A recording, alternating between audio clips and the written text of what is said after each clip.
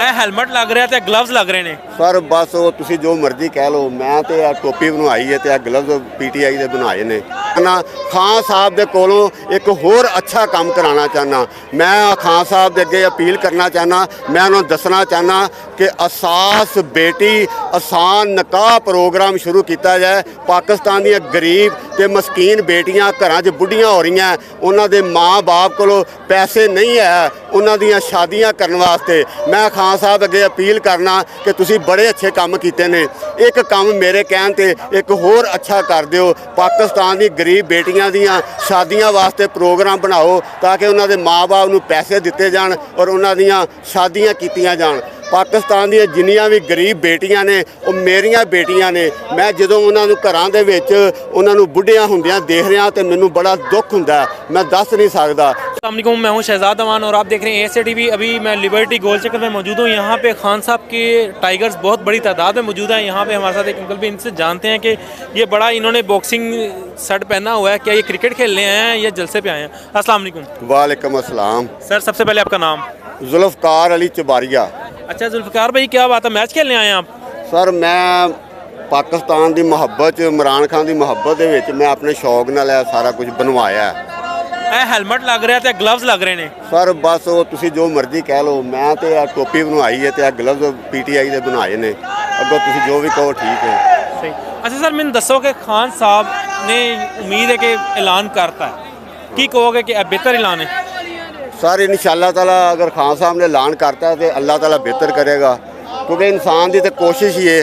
बाकी करने वाली तो ज़ात जी ना अल्लाह की है, क्योंकि इंसान हीला करता है तो फिर सोहना रब वसीला बनाता है। सर मैनू यह दसो कि जिस वड्डी तादाद के नाल आवाम निकल आई है, खान साहब हूँ दोबारा जो इलैक्शन दे विच आउणगे उन्होंने बैसाखियां की जरूरत पेगी? नहीं इंशाअल्लाह ताला यह जो इलैक्शन होएगा ये विसाखियां की जरूरत नहीं पेगी। यह जरा ना ये इंशाअल्लाह ताला कोई भी जिस बंदे भी खिलारनगे वो इंशाअल्लाह बंदा जितेगा। ठीक है। तो सर खान साहब वास्ते कोई दो अल्फाज?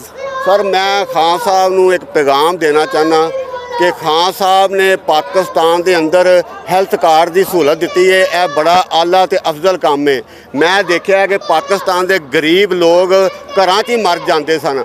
अज पाकिस्तान के अंदर गरीबों का इलाज प्राइवेट हस्पताल दे विच महंगे तो महंगे हस्पताल दे विच 10 तो 12 लाख का इलाज मुफ्त हो रहा है। लेकिन मैं पाकिस्तान दे अंदर खान साहब के अगे एक अपील करना चाहना।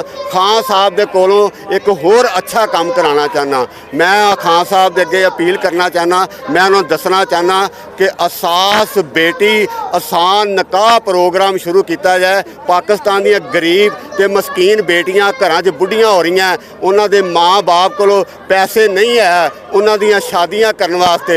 मैं खान साहब अगे अपील करना कि तुसी बड़े अच्छे काम कीते ने। एक काम मेरे कहण ते एक होर अच्छा कर दिओ। पाकिस्तान दी गरीब बेटियां दियां शादियां वास्ते प्रोग्राम बनाओ ताकि उन्हां दे माँ बाप नूं पैसे दिते जाण और उन्हां दियां शादियां कीतियां जाण। पाकिस्तान दी जिन्नियां भी गरीब बेटियां ने वो मेरियां बेटियां ने। मैं जदों उन्हां नूं घरां दे विच उन्हां नूं बुढ़ियां हुंदियां देख रहा तो मैनूं बड़ा दुख हुंदा, मैं दस नहीं सकदा। खान साहब तुसी बड़े आला ते अफजल आदमी हो। दो काम तुसी बड़े अच्छे कीते ने। कुरान मजीद दे विच दस्सिया है कि जिहड़े गरीब लोग ने उन्हां नूं पनाह देनी और उन्हां वास्ते लंगर खाने खोलने, गरीबां नूं रोटी खवा देना बड़ा आला ते अफजल काम है। और अगर कोई बीमार है उहदी तमारदारी करना, उहदा इलाज करवा देना, ये बड़ा आला ते अफजल काम है। लेकिन किसी गरीब की बेटी की शादी करवा देना उस तो भी बहुत वड्डा आला ते काम है। लेकिन इंशाअल्लाह ताला खान साहब अगर तुसी काम कर लिया ना, रहिंदी दुनिया तक तुहाडा नाम रहेगा। यह जिहड़ी PTI जमात है ना, तुसी चले भी जाओगे ना दुनिया तो पिछे तस्वीर लगेगी 100 साल तक यह पाकिस्तानी कौम तुहाडी तस्वीर नूं वोट पाती रहेगी। और जदों तुसी दुनिया तो टुर जाओगे ना, जन्नतुल फरदौस दे विच तुहाडा बड़ा आला तो आला मकाम होएगा। मैं तो सिर्फ अपील ही कर रहा, मेरे कहण ते असास बेटी आसान निकाह प्रोग्राम शुरू किया जाए, ऐलान करो। बाकी इंशाअल्लाह ताला जड़ा ना प्रोग्राम 6 महीने के अंदर तैयार हो जाएगा। जो कोई तरीकाकार भी इसका कोई समझना होएगा, मैं भी एक तजर्बेकार बंदा वा, मैं दसांगा कि किस तरह पाकिस्तानी गरीब बेटियां के पैसे दिते जान तो उन्होंने शादी हो सके। बहुत बहुत शुक्रिया सर, थैंक यू।